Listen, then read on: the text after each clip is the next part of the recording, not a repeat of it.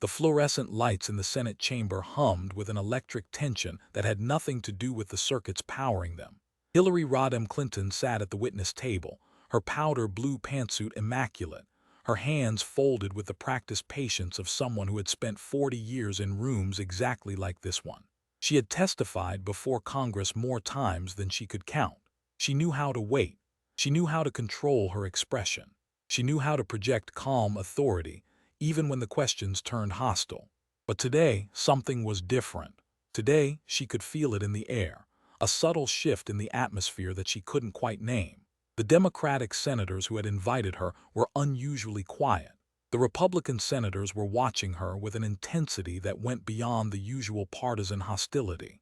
And at the front of the chamber, presiding over the proceedings with an almost eerie stillness, sat Vice President J.D. Vance. He hadn't looked at her once since she'd entered. Not once. He sat reviewing documents with the methodical focus of a prosecutor preparing for trial, his pen moving across legal pads, his expression revealing nothing. Hillary recognized the tactic, appeared disinterested, refused to acknowledge the opponent's importance. She had used it herself countless times. But something about Vance's stillness bothered her. It wasn't the nervousness of someone unprepared. It was the patience of someone who had all the time in the world, because he already knew how this would end. She pushed the thought away. This was her arena. She had been playing this game since before Vance was born. She was here to remind everyone why she should have been president, to demonstrate that she was still the most formidable figure in American politics, to eviscerate the hillbilly vice president on national television. She had the lines prepared. She had rehearsed in front of mirrors, in front of aides, in front of friendly journalists who promised to amplify the best moments. You've written about poverty, Mr. Vice President, but you've never actually done anything about it. You called your own candidate reprehensible. What does that make you for serving him? The clips would be devastating. The contrast would be perfect. The experienced stateswoman versus the inexperienced pretender. Chairman Menendez called the hearing to order, his voice echoing through the packed chamber. Every seat was filled. Every camera was rolling. This was the most anticipated congressional hearing in months, and everyone knew why. The Democrats wanted Hillary on the national stage. They wanted her to destroy Vance. And Hillary was ready. She leaned into her microphone for her opening statement, her voice carrying the weight of 4 decades in public service. Thank you, Mr. Chairman. I'm here today to discuss American leadership in a rapidly changing world. But before I address the specific policy questions before this committee, I feel compelled to address the broader context in which we find ourselves. She paused, letting the moment breathe.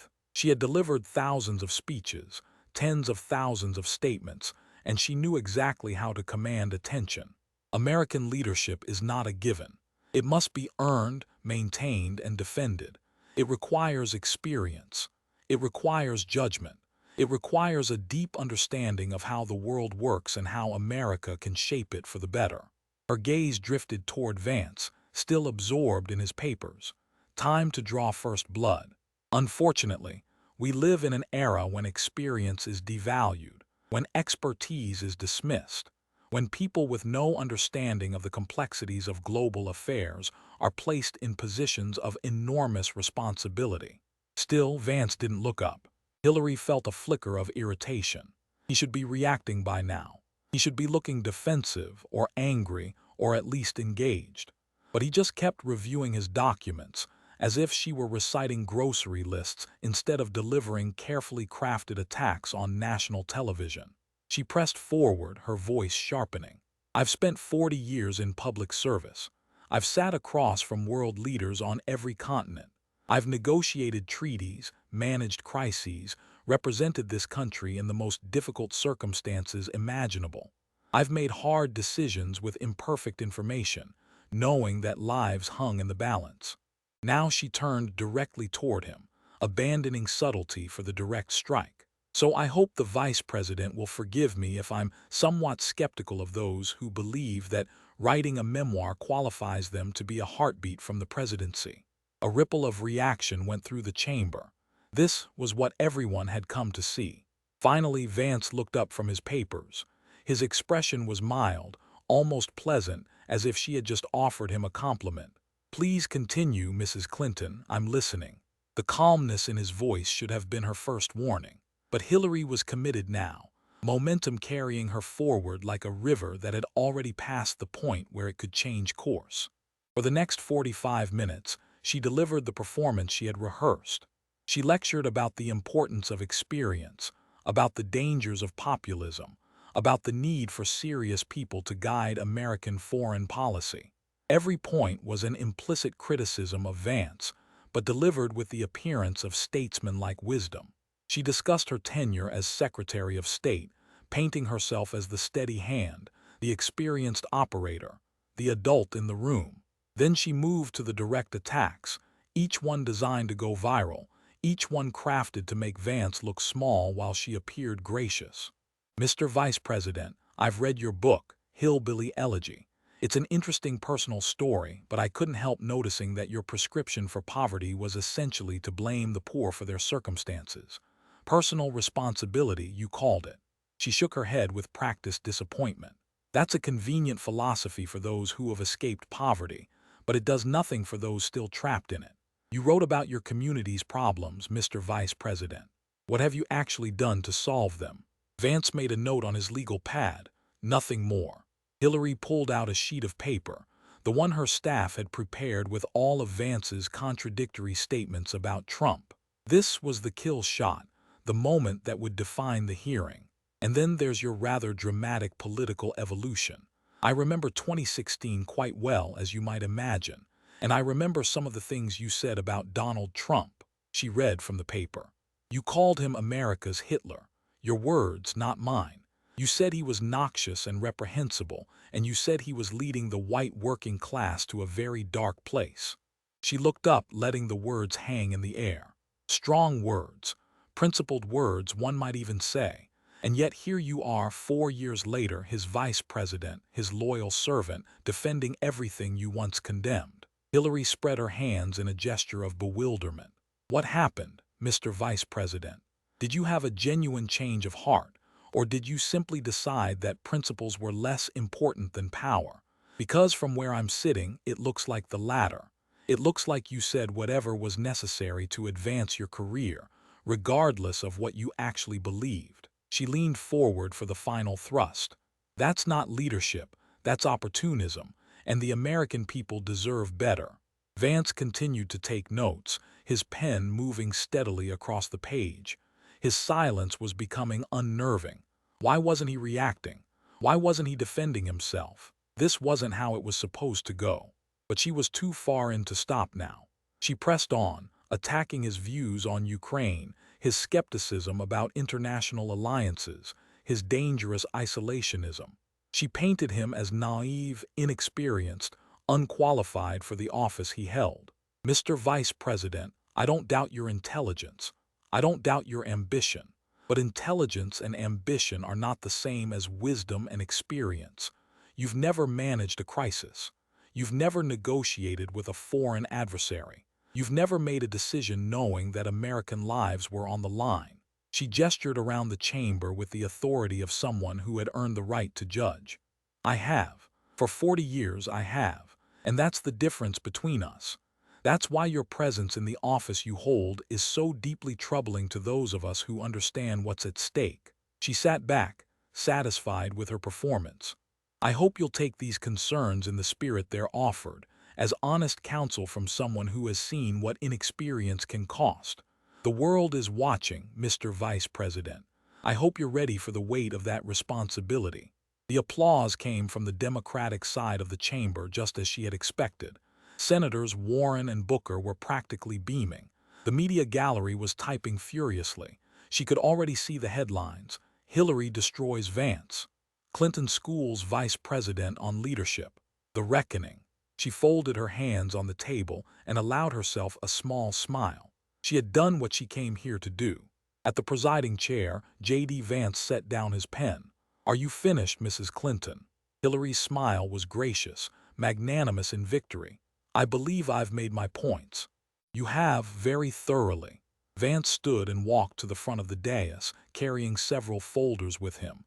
"And I appreciate your candor. It makes what I'm about to do much easier." Something in his tone made Hillary's smile falter. It wasn't anger. It wasn't defensiveness. It was something else entirely.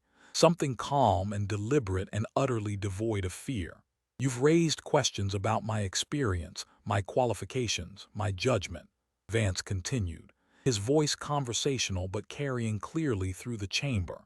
"You've suggested that I'm not ready for the responsibilities of high office, that I don't understand the weight of decisions that affect American lives." He set the folders on the desk in front of him and opened the first one. "So let's talk about experience. Let's talk about judgment. Let's talk about decisions that affect American lives." He looked up, his eyes meeting hers directly for the first time. "Let's talk about Benghazi." The chamber went silent, completely, utterly silent. The typing in the media gallery stopped. The shuffling of papers ceased. Even the air conditioning seemed to quiet. Hillary felt her spine stiffen. She had known Benghazi might come up.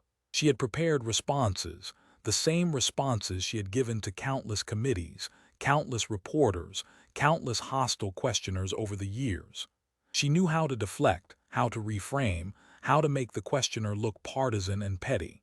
But something about the way Vance was arranging his documents on the desk made her stomach tighten.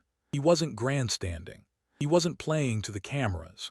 He was methodical, almost clinical, like a surgeon preparing for a complex operation.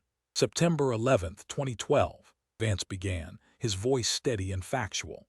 "The American diplomatic compound in Benghazi, Libya, was attacked by armed militants. Ambassador Chris Stevens, Information Officer Sean Smith, and CIA contractors Tyrone Woods and Glenn Doherty were killed. They were the first American ambassador killed in the line of duty since 1979. He held up a document, letting the camera zoom in on it. "In the months before that attack, the State Department, your State Department, Mrs. Clinton, received approximately 600 requests for additional security in Libya. The security situation was deteriorating. Ambassador Stevens himself sent cables warning of the danger." Vance looked directly at Hillary. "How many of those requests were approved?" Hillary leaned into her microphone, her voice measured and controlled. "Security decisions were made by professionals within the department based on their assessment of." "That's not what I asked." Vance's voice cut through her response with surgical precision. "I asked how many of the 600 requests for additional security were approved. Do you know the answer?" Silence. Hillary's mouth opened, then closed. The rehearsed deflections suddenly felt inadequate. "I'll help you," Vance said quietly. "Very few. The requests were denied. Some of them," he held up several cables, "bear your signature or the signature of officials reporting directly to you." He set down the cables with deliberate care. "Ambassador Stevens requested more security. He was denied. He asked again, denied again. He warned that the situation was deteriorating, denied, and then he died." Hillary tried to respond. "The security situation in Libya was complex, and the Accountability Review Board." "Let's talk about the night of the attack," Vance interrupted again, pulling out more documents.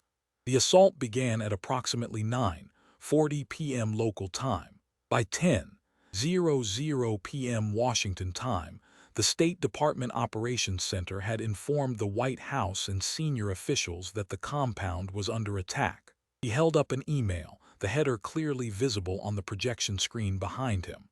"At 11:12 p.m., you sent an email to your daughter, Chelsea.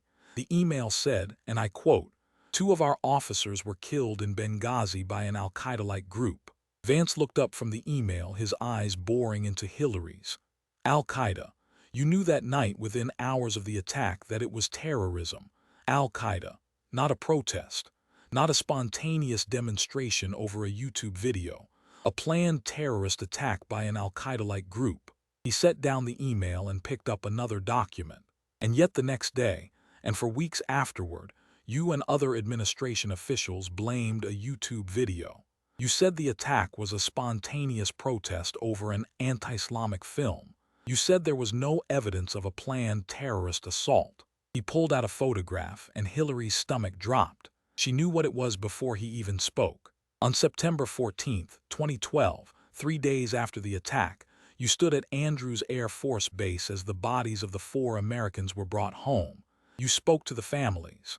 Vance's voice grew harder, each word landing like a hammer. And according to multiple family members, you told them that you would bring the filmmaker to justice. He looked directly at her, and in that moment, Hillary understood that she had walked into an ambush. Patricia Smith, Sean Smith's mother, has stated publicly, repeatedly, that you told her the video was responsible, that you promised to prosecute the filmmaker. Charles Woods, Tyrone Woods' father, says you told him the same thing. Vance's voice filled the chamber. You knew it was Al-Qaeda. You wrote that in an email to your own daughter the night of the attack. And then you looked grieving mothers and fathers in the eye, while their sons lay dead in flag-draped coffins, and you blamed a filmmaker. He leaned forward slightly. Why did you lie to them, Mrs. Clinton? Hillary's face had gone pale. Her hands, usually so steady, trembled slightly as she reached for her water glass. The intelligence was still being assessed. There were multiple. You told your daughter it was Al-Qaeda the night it happened. Vance's voice was relentless. What intelligence were you still assessing? You already knew. You knew, and you lied to the families of the dead. He gathered the Benghazi documents and set them aside, then reached for another folder. You lectured me about experience, about the weight of decisions that affect American lives, about the responsibility of high office. He held up the emails, the cables, the security requests, fanning them out like a prosecutor displaying evidence. 4 Americans died on your watch because your department denied their security requests. And then you lied to their families about why they died. You lied while standing next to their coffins. You lied to grieving mothers who just wanted to know why their sons were gone. Vance's voice dropped lower, more intense. That's your experience, Mrs. Clinton. That's your judgment. That's your record. He set down the Benghazi folder with a finality that echoed through the silent chamber. Then he reached for the next folder, and Hillary felt her carefully constructed defenses beginning to crumble. Now, Vance said, his voice still calm, still methodical, let's talk about your emails. Hillary had expected Benghazi. She had weathered Benghazi before, survived multiple congressional hearings, countless news cycles, years of Republican attacks. But she could feel something different about this confrontation. Vance wasn't attacking. He was documenting. He wasn't making accusations. He was presenting evidence, and the distinction made all the difference. Vance opened the new folder with the same deliberate calm. When you became Secretary of State in 2009, you made an unusual decision. Instead of using the State Department's secure email system, the system designed to protect classified information, you set up a private email server in the basement of your home in Chappaqua, New York. He held up a photograph that appeared on the screen behind him. This server, maintained by a private company without the security protocols required for government communications, was used for all of your official State Department correspondence. Tens of thousands of emails. 4 years of the nation's diplomacy. On a server in your basement. Hillary shook her head, reaching for her prepared response. This has been extensively investigated. The FBI. It has been investigated. Vance pulled out a thick report. Let me tell you what those investigations found. FBI Director James Comey stated that 110 emails on your server contained classified information at the time they were sent or received. Not retroactively classified. Classified at the time. 110 emails. He turned pages deliberately, letting each fact settle before moving to the next. Of those, 8 email chains contained information classified at the top secret level, the highest level of classification, information that, if compromised, could cause exceptionally grave damage to national security. Vance looked up, on an unsecured server in your basement. He paused, letting the weight of those words sink in. Director Comey described your handling of this classified information as, and I quote, extremely careless. Those were his exact words. Not mine, not a political opponent's. The FBI director's words, extremely careless. Hillary attempted to interject. Director Comey also said that no reasonable prosecutor would bring charges, which... That's true, Vance nodded. But do you know why, Mrs. Clinton? He pulled out more documents, his movements precise and unhurried. Because proving intent in these cases is difficult. Because the standard for prosecuting a former Secretary of State is different than the standard for prosecuting an ordinary government employee. Because political considerations inevitably affected the decision. He set down the FBI report and looked directly at her. But let's be clear about what you did. You compromised classified information, including top-secret information, by storing it on an unsecured private server. If any of the people who work for me had done that, they would have lost their security clearances immediately. They would have been fired. They might well be in prison. Vance pulled out another document. And then there's what happened when you got caught. Hillary felt her throat tighten. She knew what was coming.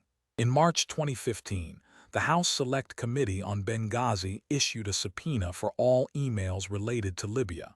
He held up the subpoena. You were legally required to preserve and produce those documents.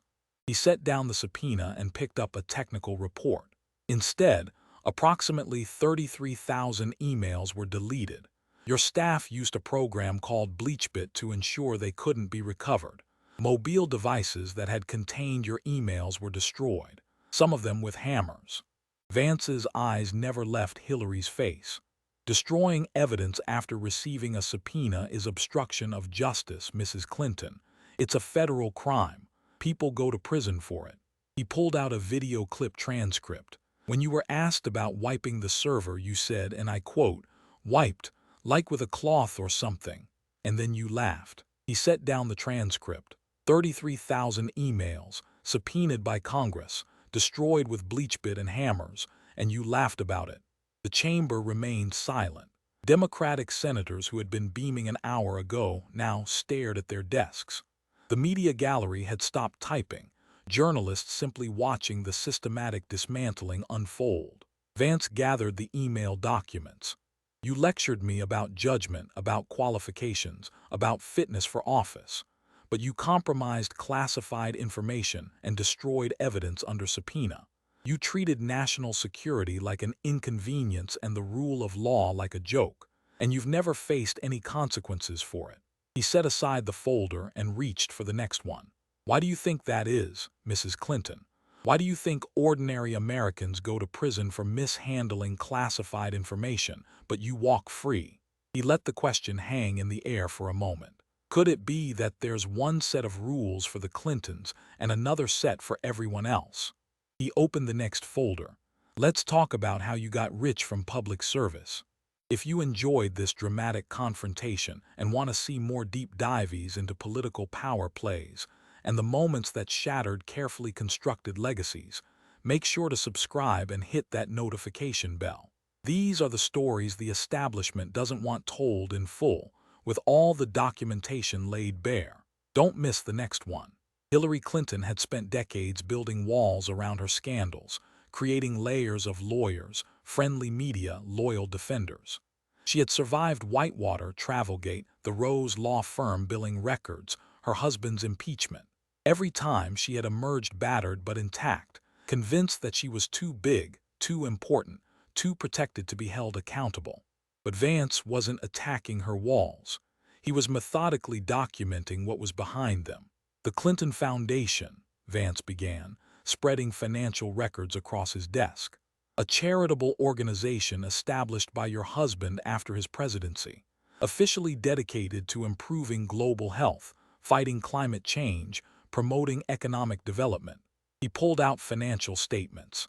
Between 2001 and 2015, the Clinton Foundation raised approximately $2 billion, $2 billion, from individuals, corporations, and foreign governments around the world. He looked up. Now, there's nothing inherently wrong with a charitable foundation raising money, but the timing of some of these donations raises questions. Vance spread documents across his desk in a careful arrangement. You became Secretary of State in January 2009. You were responsible for American foreign policy, including relationships with foreign governments. And during your tenure as Secretary of State, the Clinton Foundation received millions of dollars from those same governments. He held up a list. Saudi Arabia, $10 to $25 million. A country where women couldn't drive, where homosexuality is punishable by death, where dissidents are tortured and murdered. They gave your foundation up to $25 million while you were Secretary of State. He continued down the list. The United Arab Emirates, $1 to $5 million. Kuwait, $5 to $10 million. Qatar, $1 to $5 million. Oman, $1 to $5 million. All while you were the chief diplomat of the United States, all while these countries had business before your department. Vance set down the list and looked at Hillary. You lectured me earlier about women's rights. You called my positions prehistoric, but you took tens of millions of dollars from governments that execute women for adultery, that stone women to death for being raped, that treat women as property. He pulled out more documents. And it wasn't just the foundation. Your husband's speaking fees increased dramatically while you were Secretary of State. Bill Clinton received $500,000 from a Russian bank for a single speech while your department was reviewing the sale of American uranium to Russia. He received $750,000 from a Swedish company with business pending before your department. Vance held up a chart showing the progression of speaking fees over time. Before you became Secretary of State, Bill Clinton's average speaking fee was approximately $150,000. During your tenure, it jumped to over $500,000, but only for speeches to entities with interests before the State Department. When you left office, the fees dropped back down. He let that fact breathe for a moment. That's not coincidence, Mrs. Clinton. That's a pricing structure. Access to the Secretary of State cost $500,000 per speech. Hillary's voice was tight, defensive. My husband's speaking career has nothing to do with my official duties. They are completely separate. Let's talk about Uranium One, Vance interrupted, pulling out a thick document. Hillary's face went even paler. This was dangerous territory, the scandal that had dogged her for years but never quite broken through the media's protective barrier. In 2010, the Russian nuclear agency Rosatom sought to acquire Uranium One, a Canadian company that controlled approximately 20% of American uranium production. The sale required approval from multiple U.S. agencies, including the State Department. He held up financial records. During the period when this sale was being reviewed and approved, investors in Uranium One donated approximately $145 million to the Clinton Foundation. $145 million. Vance set down the records. And Bill Clinton received $500,000 for a speech in Moscow, paid by a Russian bank with ties to the Kremlin.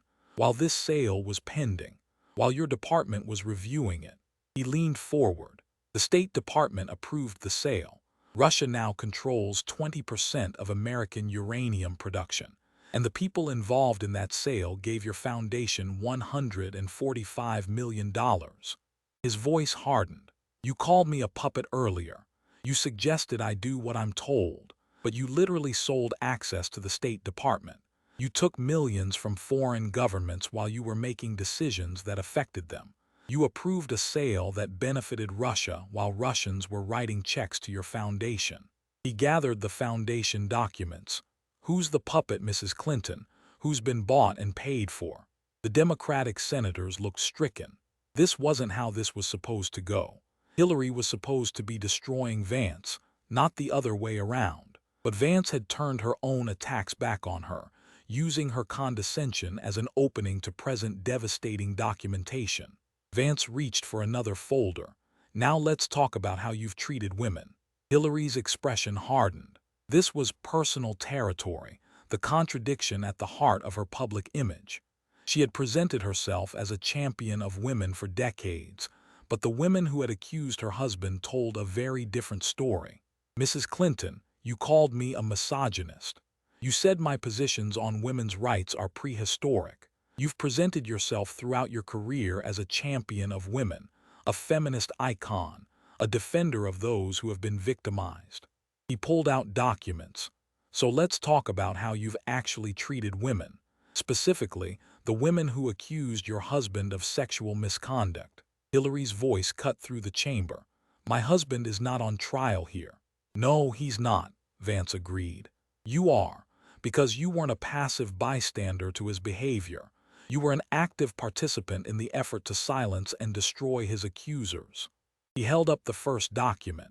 Monica Lewinsky, a 22-year-old White House intern who had a sexual relationship with your husband, the President of the United States. According to multiple sources, including leaked conversations, you called her a narcissistic Looney Tune. Vance looked up.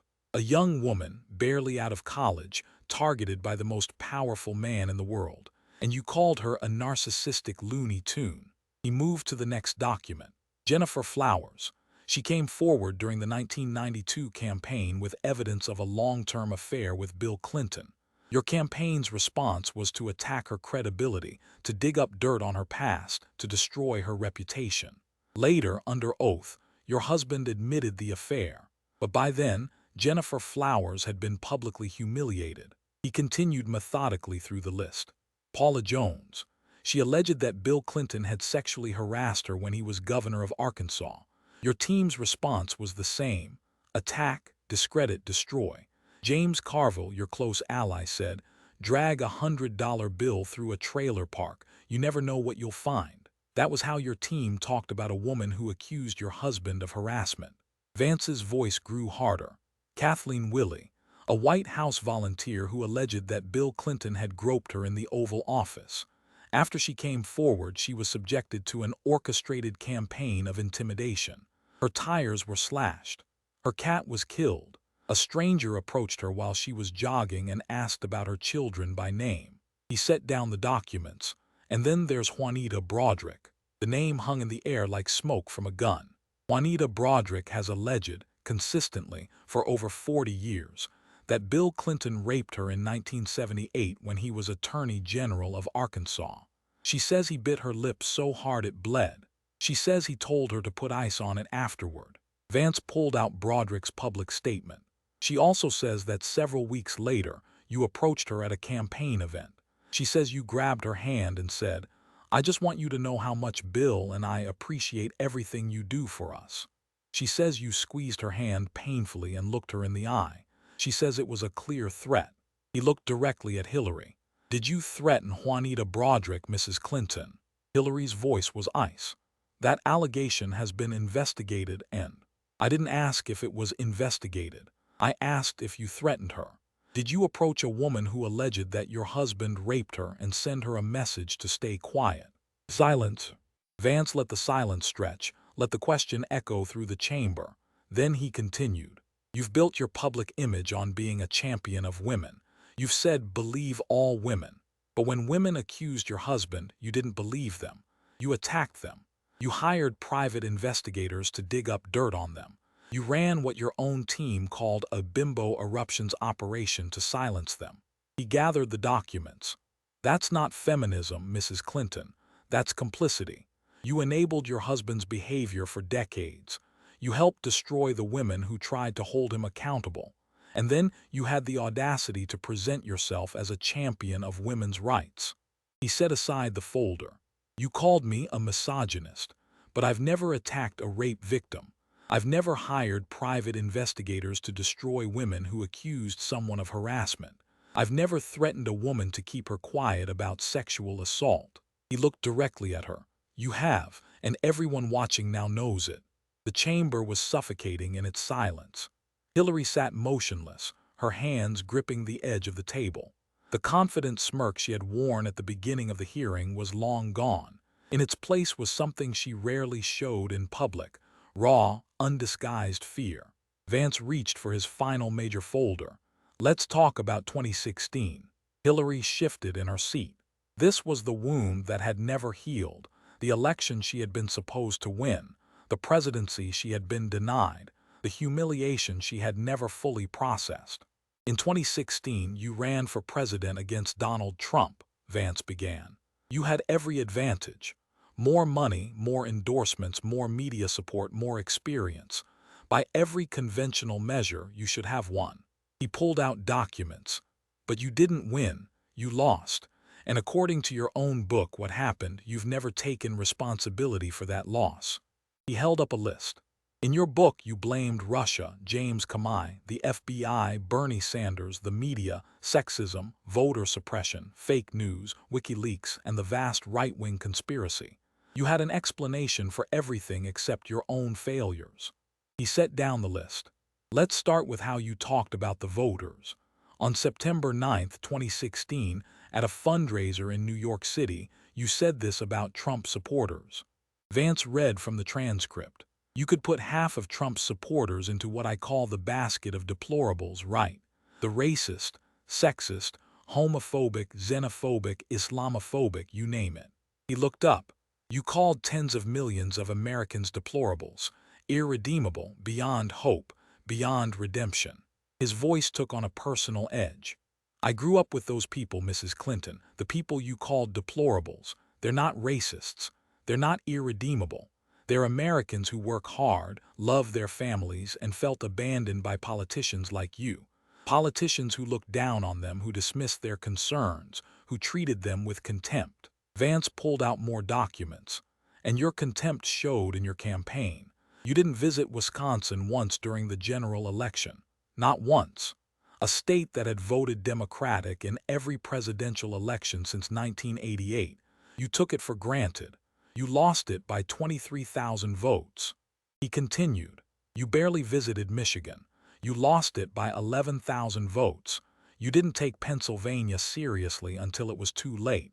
You lost it by 44,000 votes. He set down the documents. 3 states. Fewer than 80,000 votes combined. That's the margin that cost you the presidency. And you lost those votes because you were too arrogant to show up, because you thought you didn't need working-class voters in the Rust Belt, because you called them deplorables and expected them to vote for you anyway. Vance pulled out one more document, and Hillary felt her breath catch. She knew what it was. And then there's the Steele dossier. The words fell like stones into still water. During the 2016 campaign, your campaign and the Democratic National Committee paid over $1 million to a law firm called Perkins Coie. Perkins Coie hired a company called Fusion GPS. Fusion GPS hired a former British spy named Christopher Steele to compile opposition research on Donald Trump. That research became known as the Steele dossier. He held up the dossier. It contained sensational allegations about Trump, allegations that have never been verified and many of which have been actively disproven. Vance's voice was relentless. But here's what matters. Your campaign paid for this. And then this dossier, this opposition research paid for by your campaign, was used to obtain FISA warrants to surveil American citizens. It was fed to the media before the election. It became the foundation of the Russia collusion narrative that dominated American politics for 4 years. He set down the dossier. The primary source for much of the dossier, a man named Igor Danchenko, was later charged with lying to the FBI about where his information came from. The FBI knew there were problems with the dossier and used it anyway. The entire Russia collusion narrative was built on garbage that your campaign paid for. Vance gathered all the 2016 documents. You accused me of being Trump's puppet. You questioned my principles. But you paid for fake opposition research and then watched as it was used to spy on American citizens and delegitimize an election. You've spent years promoting a narrative you helped create with paid political dirt. He looked at Hillary. That's not principle, Mrs. Clinton. That's propaganda, and you've never been held accountable for it. Vance walked to the front of the dais for his conclusion. The chamber was so quiet that the sound of his footsteps echoed like drumbeats. Mrs. Clinton, you came here today to lecture me about experience, about judgment, about qualifications for high office. You've been doing this for 40 years. Lecturing, condescending, explaining to everyone else how things should be done. He paused, his eyes sweeping across the chamber before settling back on Hillary. So let's review your experience. Let's see what 40 years of Hillary Clinton has actually produced. He raised one finger. Benghazi. 4 Americans dead because your department denied their security requests. You knew the night of the attack that it was terrorism. You wrote it in an email to your daughter. And then you looked grieving parents in the eye and blamed a YouTube video. You lied to the families of the dead. A second finger. The emails. You compromised classified information, including top-secret information on an unsecured private server. When you were subpoenaed, you destroyed evidence. You had your staff use bleach bit and hammers to ensure the emails couldn't be recovered. Anyone else would be in prison. You laughed about it. A third finger. The foundation. You took tens of millions of dollars from foreign governments while you were Secretary of State. You took money from Saudi Arabia, from Qatar, from regimes that execute women for being raped. Your husband's speaking fees doubled when entities had business before your department. You sold access to American foreign policy. A fourth finger. Bill's accusers. You presented yourself as a champion of women while spending decades destroying women who accused your husband. You called Monica Lewinsky a narcissistic Looney Tune. You ran a bimbo eruptions team to silence victims. You allegedly threatened a woman who said your husband raped her. A fifth finger. 2016.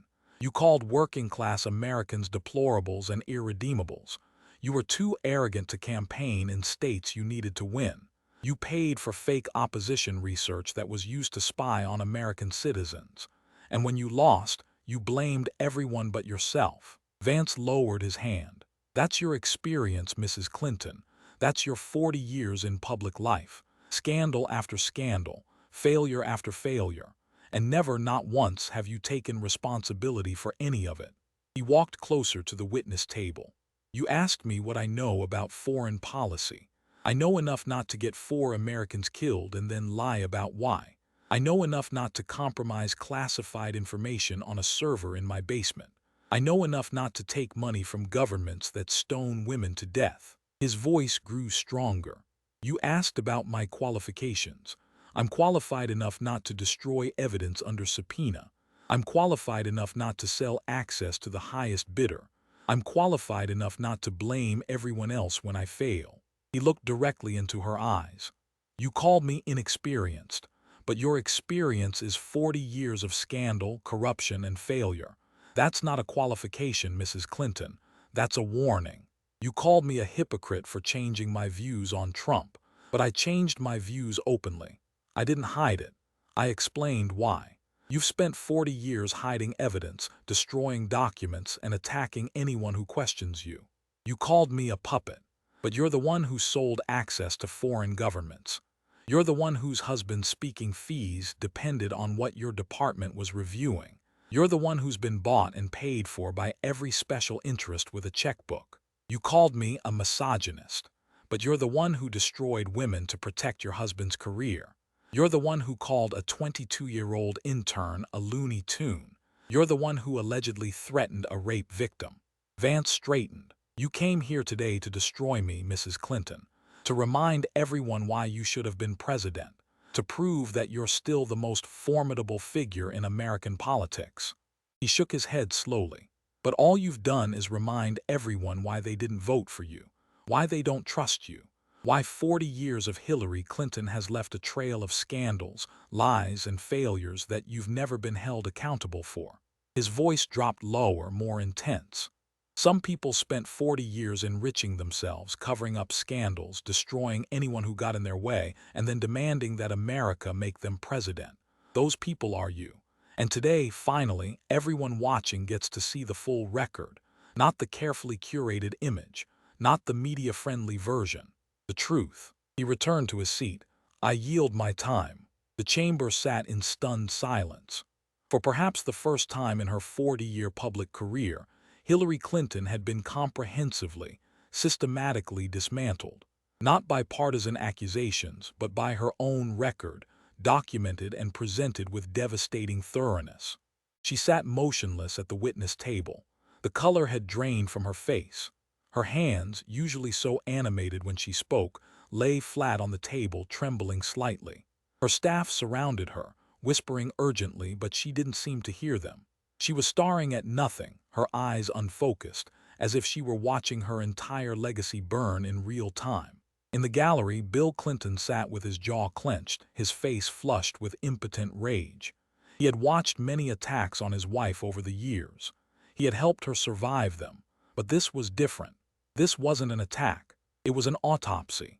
It was the careful dissection of 40 years of carefully constructed lies, and there was no defense against the truth. The Democratic senators who had been so eager to see Hillary destroy Vance were now looking at their phones, at their papers, at anything except the witness table. There was nothing to say, no spin that could undo what had just happened. The documentation was there. The emails were real. The financial records were real. The testimony of the families was real. You couldn't spin away reality when it was displayed on screens for the entire nation to see. Chairman Menendez attempted to restore normalcy, his voice strained. "We'll take a 15-minute recess." "No," Hillary's voice was hoarse, barely recognizable. "I have a response." The room went quiet. Every eye turned back to her. She leaned into her microphone, her hands trembling visibly now, a sight no one had ever witnessed before. Hillary Clinton never trembled. "Mr. Vice President, you've delivered quite a prosecution. Very thorough, very well prepared. I can see why you went to Yale Law School." She attempted a smile. It looked like a grimace. "But everything you've said has been said before. I've faced these accusations for decades. I've been investigated by Congress, by the FBI, by special prosecutors. And I'm still here. Because the accusations don't hold up. Because they're politically motivated. Because—" "Mrs. Clinton." Vance's voice was quiet but firm, cutting through her words like a scalpel. "I didn't make accusations. I read documents, your emails, your foundation's financial records, your campaign's FEC filings, the FBI's report, the congressional testimony." He held up the folders. "These aren't accusations. They're your own words, your own actions, your own record. If you have an explanation for any of it, an actual explanation, not a deflection, I'm happy to hear it." Hillary stared at him, her mouth opening and closing soundlessly. Vance's voice remained steady. "Why did you tell your daughter it was Al-Qaeda the night of Benghazi, and then tell the American people it was a YouTube video?" "Silence." "Why did you destroy 33,000 emails after they were subpoenaed?" "Silence." "Why did the Clinton Foundation accept tens of millions from Saudi Arabia while you were Secretary of State?" "Silence." "Why did your husband speaking fees double for entities with business before your department?" "Silence." "Why did you approach Juanita Broderick at that campaign event if she was lying?" "Silence."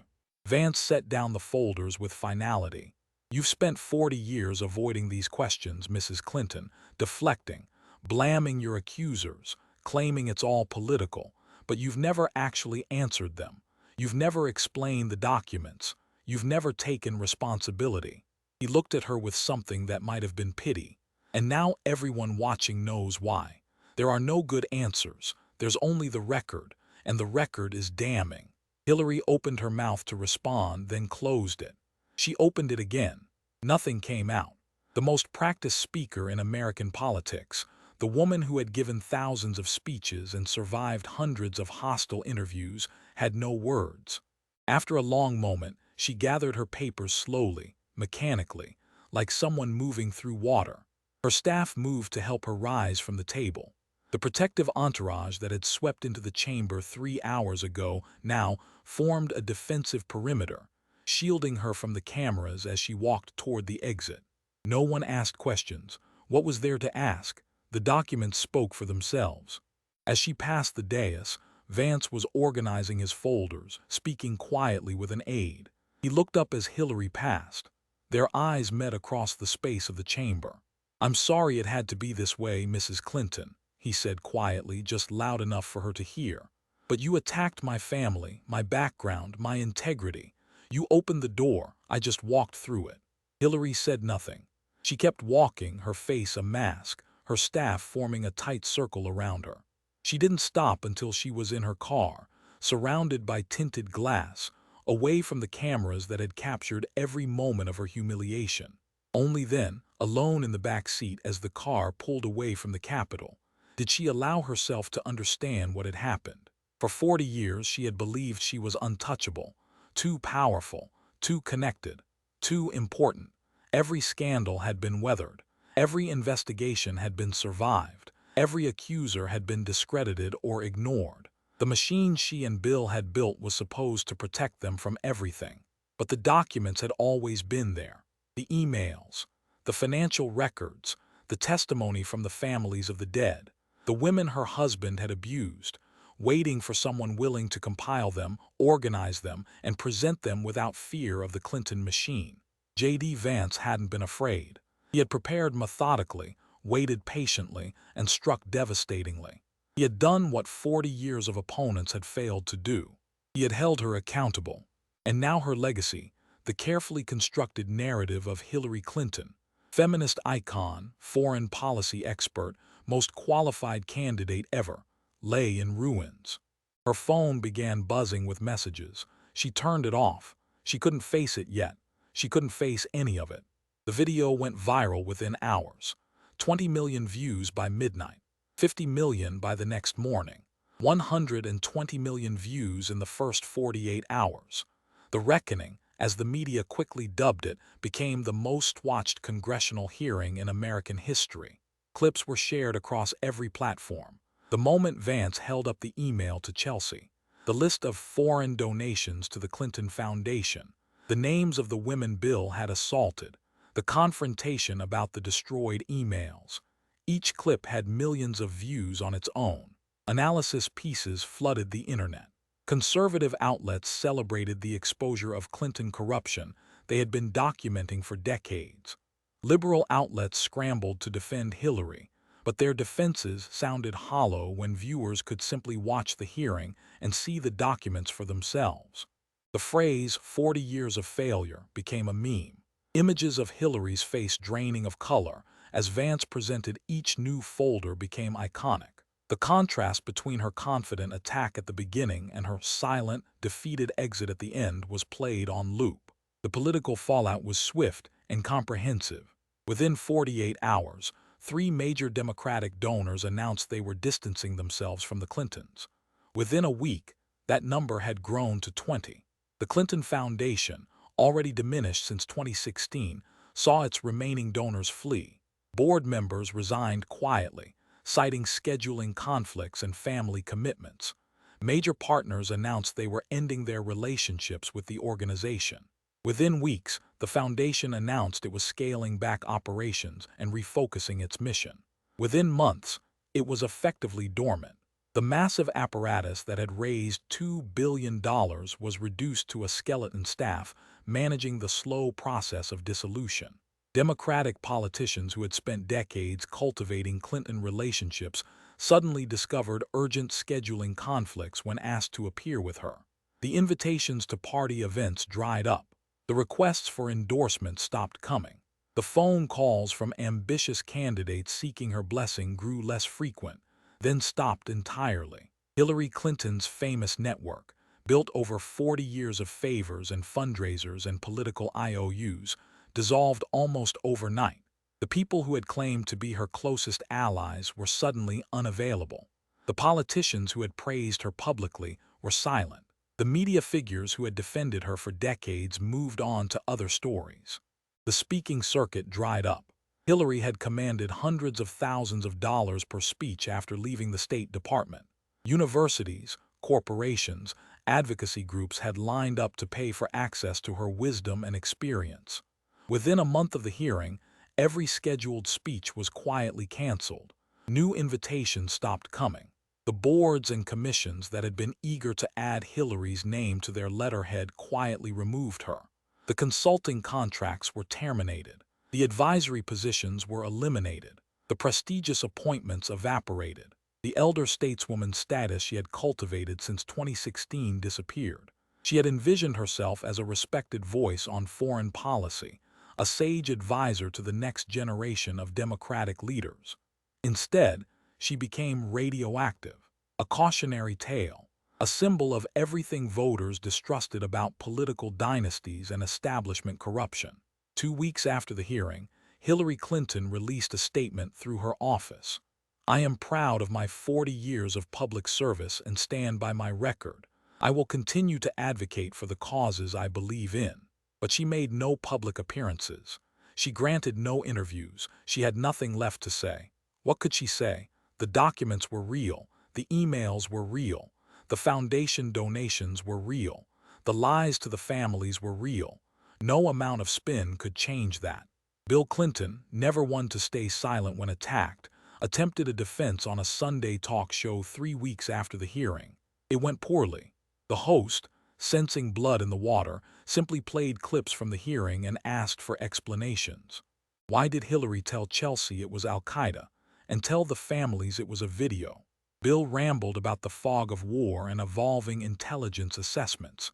His famous verbal dexterity failed him. He sounded defensive, evasive, old. What about the 33,000 deleted emails? Bill claimed they were personal emails about yoga routines and Chelsea's wedding. The host pointed out that destroying evidence under subpoena was a crime regardless of what was in the emails. Bill had no response. The Clinton Foundation received $145 million from Uranium One investors while the sale was being reviewed. How do you explain that? Bill grew flustered, insisting there was no quid pro quo, that the timing was coincidental. But he couldn't explain why investors in a pending deal would donate such massive sums to his foundation. He couldn't explain why his speaking fees had doubled during Hillary's time at state. The interview was a disaster. Clips of Bill's stammering non-answers went viral alongside clips of the original hearing. If anything, his attempted defense made things worse, reminding everyone of his own history of lies and cover-ups. After that, Bill stopped trying to defend Hillary publicly. The famous Clinton partnership, the 2-for-1 deal that had defined their political marriage, was over. They had survived scandals before by presenting a united front, by attacking their accusers, by spinning and deflecting until the media moved on. But this time, there was no united front to present. The evidence was too comprehensive. The documentation was too thorough. The lies were too obvious when laid out in sequence with the corresponding documents. The Clintons retreated to Chappaqua. Photographers occasionally captured them walking on their property or attending a local event. They looked smaller somehow, diminished. The aura of power that had surrounded them for decades was gone. They looked like what they had always been underneath the carefully constructed image, an aging couple whose time had passed. Bill played golf. Hillary tended her garden. They saw a few old friends, though the visits grew less frequent as months passed. The house that had once been a hub of political activity, filled with strategists and donors and rising stars seeking the Clinton blessing, was quiet now, empty. 1 year after the hearing, a major streaming service aired a documentary about the Clinton era, titled The Reckoning: The Rise and Fall of Hillary Clinton. It was comprehensive, running nearly 4 hours, and featured extensive footage from the Vance hearing interspersed with interviews and historical analysis. The documentary interviewed former Clinton staffers, some of whom spoke openly for the first time now that there was no career cost to honesty. "We always knew the vulnerabilities were there," one former State Department aide said.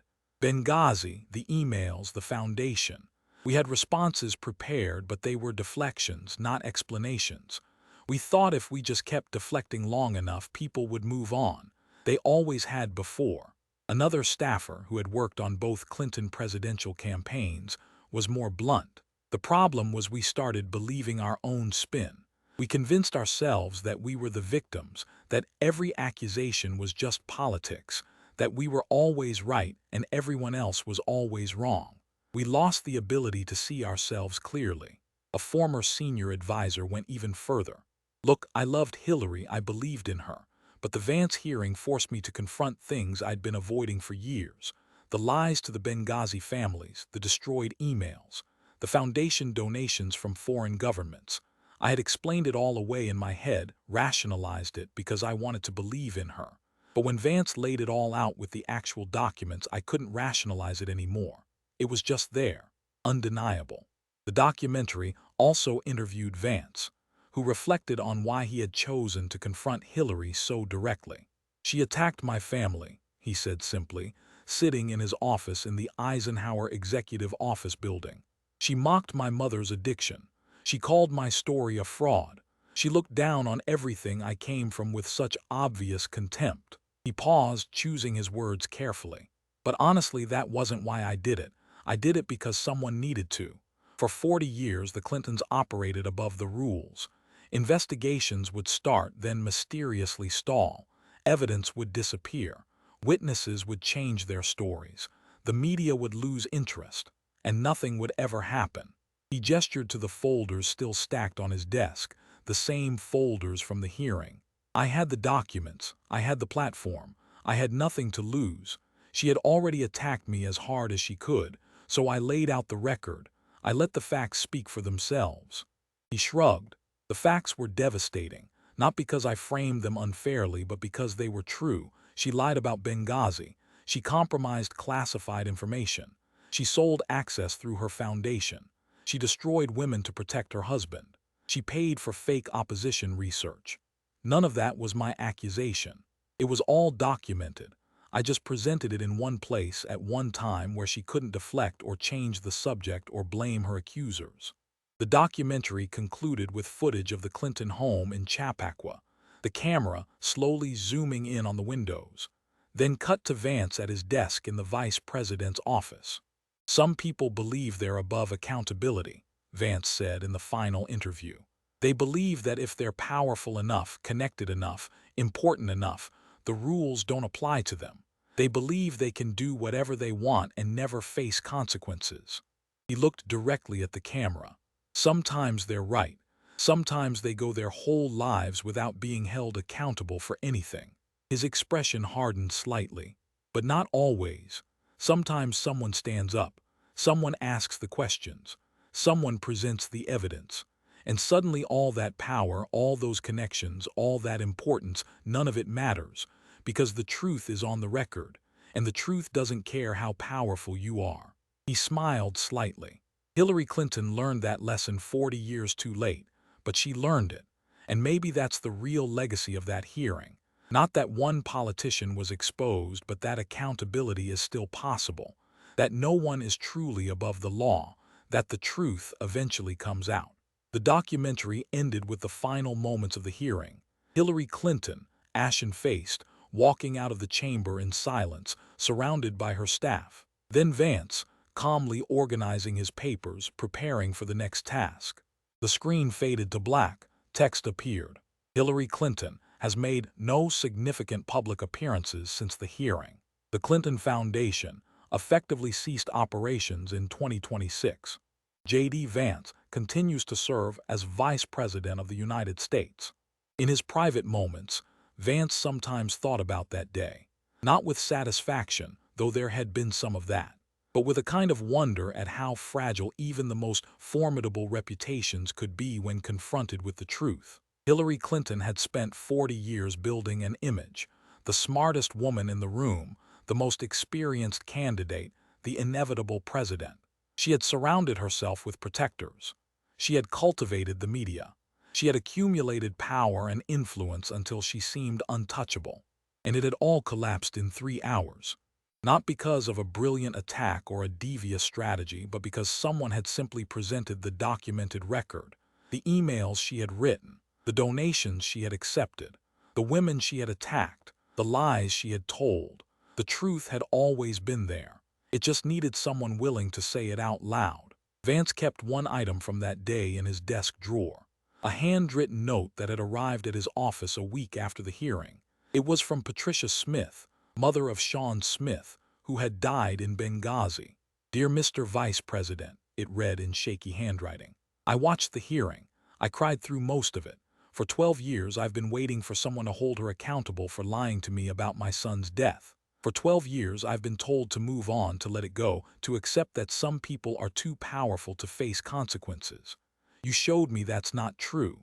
You showed me that my son's death mattered, that the lies told over his coffin mattered. Thank you for not forgetting him. Thank you for speaking the truth. God bless you, Patricia Smith." That letter was why he had done it. Not for the political victory. Not for the viral clips. Not for the satisfaction of watching Hillary Clinton finally face accountability. He had done it because Sean Smith had died and his mother had been lied to, and someone needed to say so. Because Monica Lewinsky had been a young woman destroyed by powerful people, and someone needed to acknowledge it. Because working-class Americans had been called deplorables by someone who wanted their votes, and someone needed to call it out. The powerful believe they're above consequences. Usually they're right. But sometimes, just sometimes, someone stands up. And on that day in that chamber, J.D. Vance had stood up. The truth had done the rest. The broader implications of the hearing rippled through American politics for years. For the Democratic Party, it marked the definitive end of the Clinton era. For 3 decades, the Clintons had been the dominant force in Democratic politics. The fundraising network, the policy apparatus, the media relationships, all flowed through them. Their tentacles reached into every corner of the party. The hearing shattered that dominance. Donors who had written checks to the Clinton orbit for decades quietly redirected their money elsewhere. Politicians who had built their careers on Clinton endorsements suddenly discovered they had independent identities. The party began the painful process of defining itself without reference to Bill and Hillary.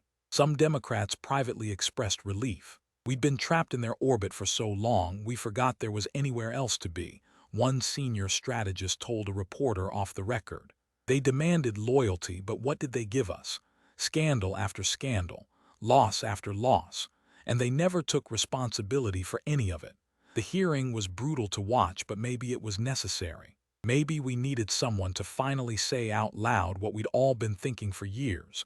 The Clintons weren't good for us. They were good for themselves. For the Republican Party, the hearing confirmed what they had always believed about the Clintons but had never been able to prove in a way that penetrated the media bubble. The documentation Vance presented, the emails, the financial records, the testimony, was not new. It had all been available for years, but it had never been assembled in one place, presented by a credible figure in a forum that demanded attention. The media protected them for so long, one Republican congressman said. Every scandal was treated as a partisan attack. Every accusation was framed as right-wing conspiracy.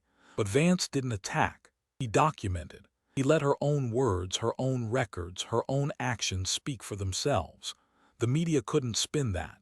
For ordinary Americans, the hearing became a symbol of something larger, the possibility that even the most powerful people could be held accountable. In an era of widespread cynicism about institutions, the spectacle of a former Secretary of State being systematically confronted with her own record resonated deeply. "I didn't vote for Trump or Vance," one viewer told a reporter in a viral interview that circulated widely on social media. "But watching that hearing, I felt something I hadn't felt in a long time. Hope. Hope that the rules apply to everyone.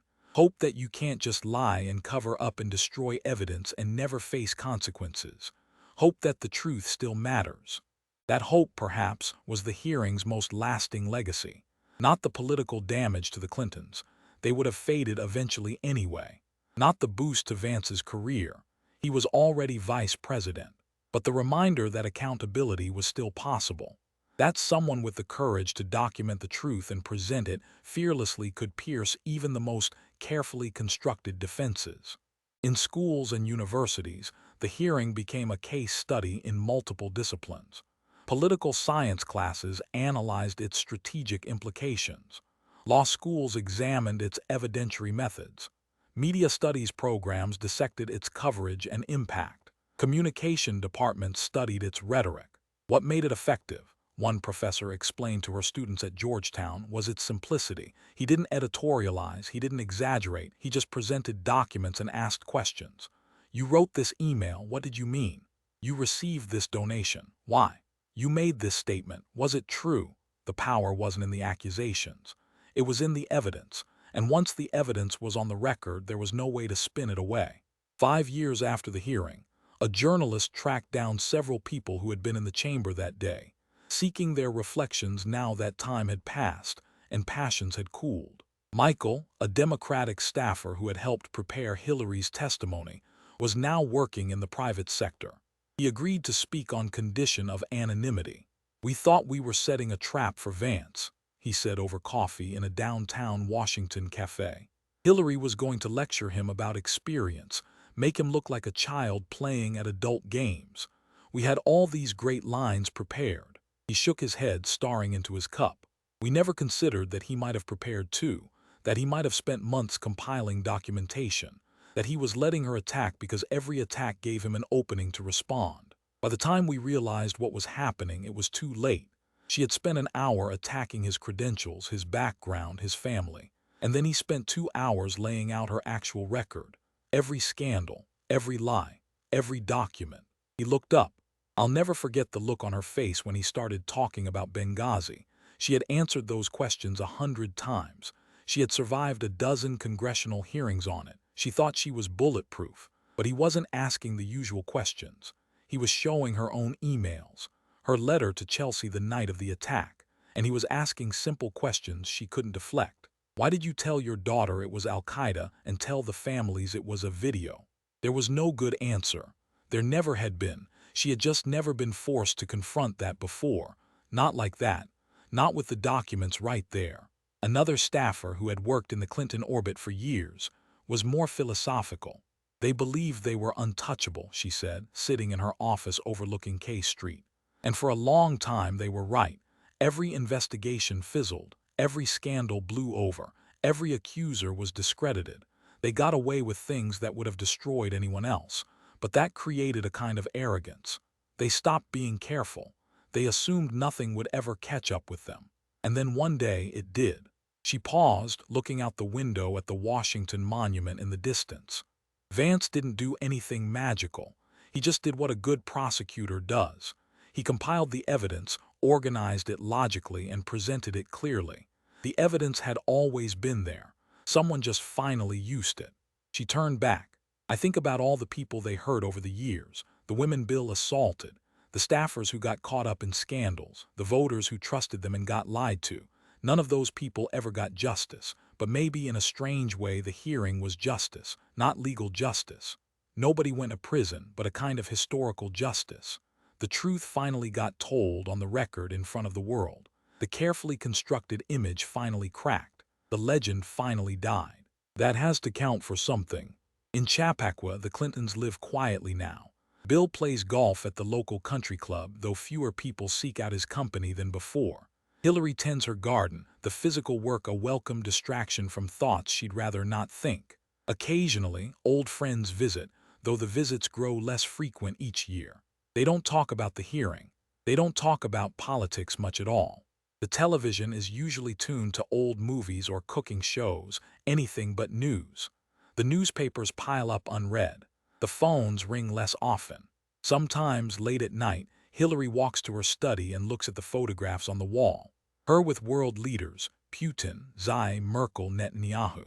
Her at the State Department, standing behind the podium with the seal.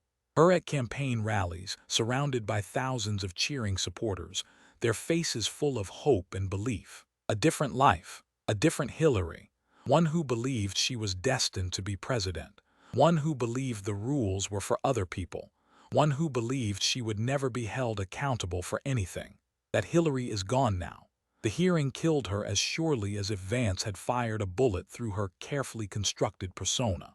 What remains is an elderly woman in a big house, surrounded by memories of a power she no longer has, and a legacy that lies in ruins.